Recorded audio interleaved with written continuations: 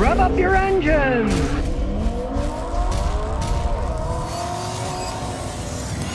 Hello and welcome to Scotty Kilmer Live Podcast, where I use my 52 years, I guess the virus is getting to me, experience of working on cars to answer all your car questions. I'm home here on quarantine like everybody else, but then again, I've been working on my house the last 4 decades, so that's sort of normal scenario for me. Remember, during the show, ask your questions on the live chat. I'll pick the best ones and answer them. Fugazi 500 says, Scotty, how big of a problem is a Ford 3.5 water pump? Well, it depends.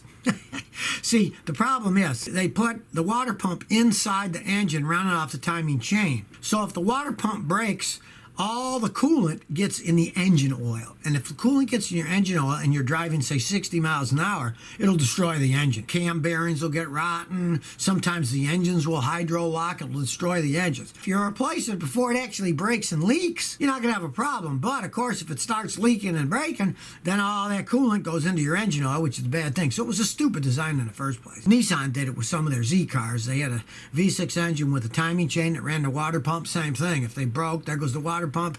Water gets into the engine, and so it's basically a stupid design by stupid engineers who don't care about what happens to them when they get old and they break. GP says, what's your opinion on the Saturn Outlook? Saturn went bankrupt, but it was more a deal of GM shutting them down because they were kind of jealous that people liked the Saturns but didn't like their GM products. They weren't bad vehicles. As time went on, they started making them cheaper. Originally, the V6 engines were a Honda V6 engine, but then Saturn, being a GM company, was putting their Dex-Cool coolant in them. And Honda said, you cannot use Dex-Cool coolant. You have to use a better coolant like we use in Honda for these engines. And GM said, we're not going to have a special line of coolant just for those cars. We're going to put our Dex-Cool in. So Honda said, back to them and said, we're not going to sell you any more V6 engines. So they didn't. Then they made their own V6 engines, GM, and put them in the Saturns. They were piles of crap. So if you're looking at a late model one that's got a V6 engine, don't buy it. Those are terrible engines. Blue head gaskets. They were just GM junk. But the ones with Honda V6 engines, those were good ones. John Hancock. Hi, Scotty. I have a 2005 Ford F-250, 150,000 miles.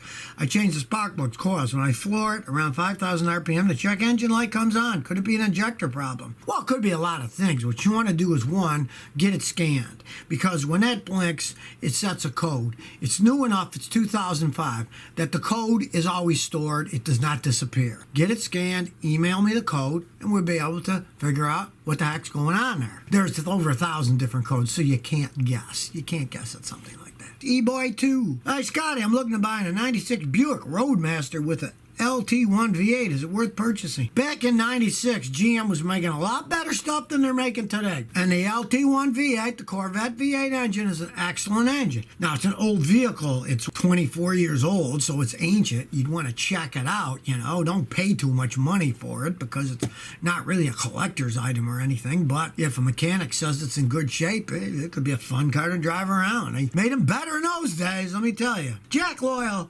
93 says, 1.7 Plymouth Horizon TC3 stalls. My mechanic checked vacuum lines, changed the intake manifold gasket, bolted on a better carburetor and still saws. He said it might be a cracked piston. What's the odds of this being the case? Okay, Plymouth Horizons with the 1.7 liter engines were rolling piles of junk. It's amazing it's still going down the road, tell you the truth. But they were notorious for carburetor problems. I don't know what kind of a carburetor you put on it. We used to put on those Italian Weber carburetors as a conversion kit, and they were excellent carburetors and worked quite well. So if you got that on, that could be an excellent one, and that might not be a problem. If it's a cracked piston, let's hope he's got an endoscope like me. You can just take the spark plugs out, look inside, see if you can see any cracks on it. But I mean, really, you know, I mean, those things are so old, and I wouldn't put too much money in something like that. It's really not worth it. Roblox Master says, hey, Scotty, got an '07 Lexus IS350. It's a heavy smell in the cabin when driving. It's either oil or exhaust. I can't tell. Well, it's if exhaust, you would hear it. Because if it's leaking exhaust in the front, that's before the muffler, it would be noisy. If it's not, it's oil seeping, then it gets on the exhaust manifold, then you smell it kind of smoldering. And in that case, you're probably going to change them both. That old, they just wear out. If you're going to change them, make sure you get the silicone valve cover gasket kit. The silicone ones last a lot longer. Sam T says, I got a 2016 Toyota Corolla. Doesn't have a check engine light, but I code 1010 and U100 saying lost communication with ECM and TCM using a blue driver. What does that mean? Communication codes like that will often pop up on many cars, especially Toyotas. First thing you want to do is make sure your battery cables are on super tight. Super tight. You want to have them nice and tight. If they're loose, they'll do that.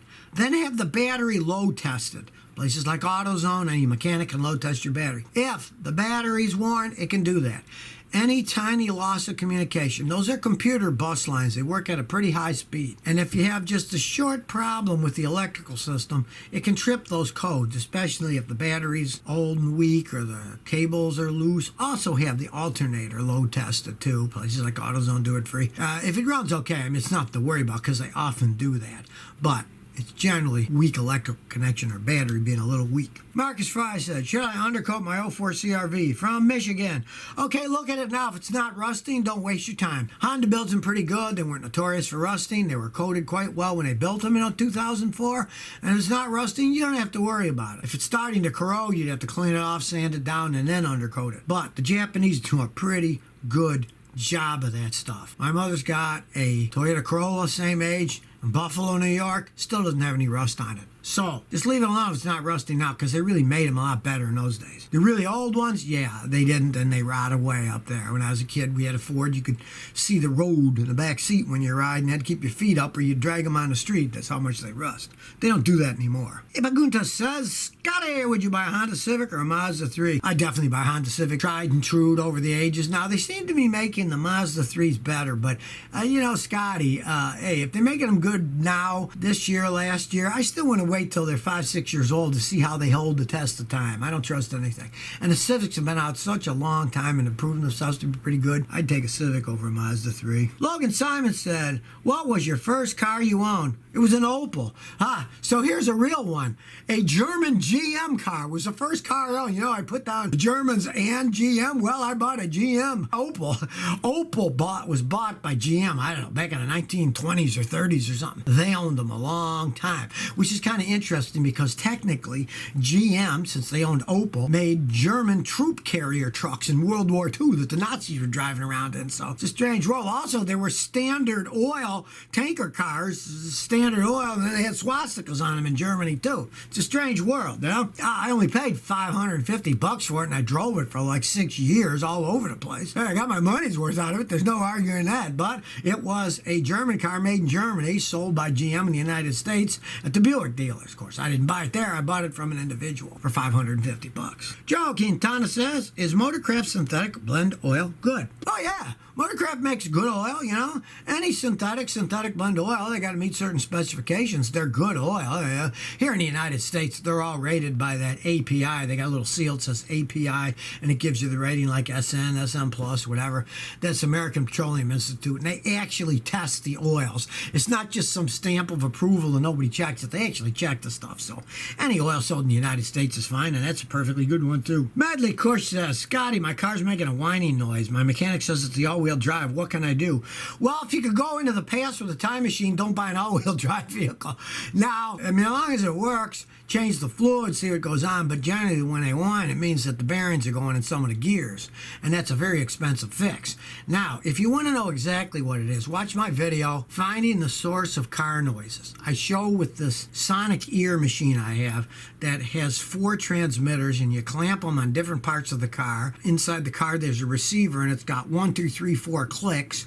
Each one will play back that particular sensor, and you put on headphones and you can hear the noise, and you could actually pinpoint exactly where it's coming from. But if it is coming from all-wheel drive system, generally you're looking at a lot of money in repairs. Try changing the fluids first and pray the noise goes away. But if it's real high mileage and you need to rebuild that stuff eventually, that's why I tell people not to buy all-wheel drive. When they break, they cost a fortune to repair. I saw one the other day. The differential went out once. It's going to be $2,600 to fix it. Trinikoff says, my brother bought a Toyota Yaris 1.3, complains the clutch is hard to press. What could it be? There's only really 3 things that can make a hard clutch. Either the clutch master cylinder, the part you push on, is worn, or the slave that bolts on a transmission is worn, or, more often, the clutch plate itself inside the transmission is worn, and it's hard to push because the springs are wearing out or rusty or something. Can't push them down. Those are really the only 3 things that can make it hard to push. So if you never want to miss another one of my new car repair videos, remember to ring that bell.